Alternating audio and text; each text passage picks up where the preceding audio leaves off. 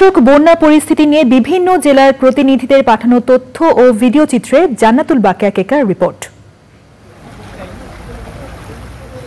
দেশের বন্যা কবলিত জেলাগুলোতে ক্ষতের চিহ্ন সময়ের সাথে সাথে প্রকটভাবে দেখা দিচ্ছে। আকস্মিক বন্যায় ফেনীর অনেক এলাকা এখনো যোগাযোগ বিচ্ছিন্ন। জেলায় প্রায় 1 লাখ মানুষ পানিবন্দী।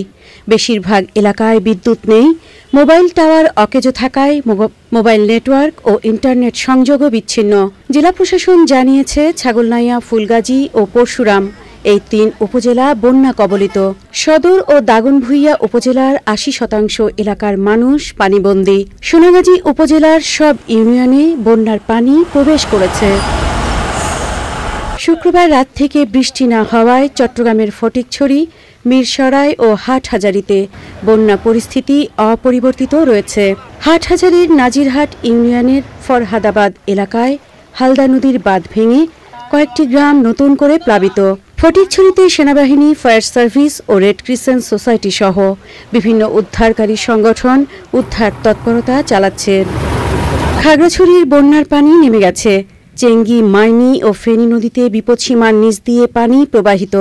অনেক সেতুর অ্যাপ্রোচ ভেঙে যাওয়ায় যান চলাচল ব্যাহত হচ্ছে। পাহাড়ি ধসের কারণে প্রায় 7 ঘণ্টা বন্ধ থাকার পর খাগড়াছড়ি ফেনী সড়কে যান চলাচল স্বাভাবিক হয়েছে।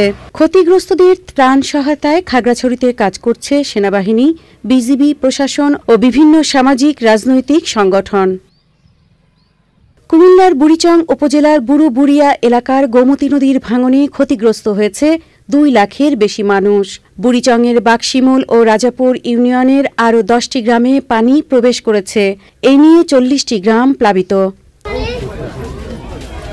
চাঁদপুর চরাঞ্চলে পানিবন্দী মানুষের মধ্যে ত্রাণ সামগ্রী দিয়েছে নৌ পুলিশ। দেয়া হয়েছে চিরা গুড় ও মুড়িসহ শুকনো খাবার।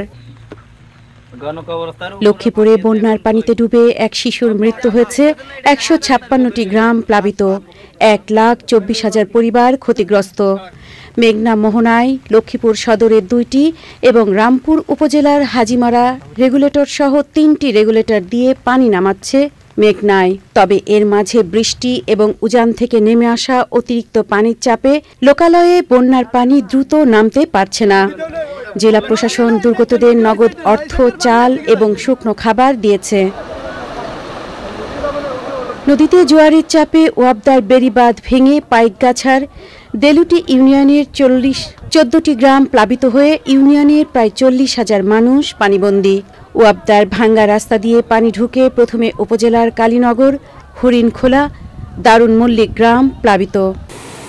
আগামী 24 ঘণ্টায় দেশের দক্ষিণ পূর্বাঞ্চল, পূর্বাঞ্চল ও আশেপাশের উজানে ভারী বৃষ্টিপাতের আশঙ্কা না থাকায় ফেনী, কুমিল্লা ও চট্টগ্রাম জেলার মহুরী, ফেনী, গোমতী, হালদা নদী তীরবর্তী অঞ্চলে বন্যা পরিস্থিতির উন্নতির আশা করছে সংশ্লিষ্টরা।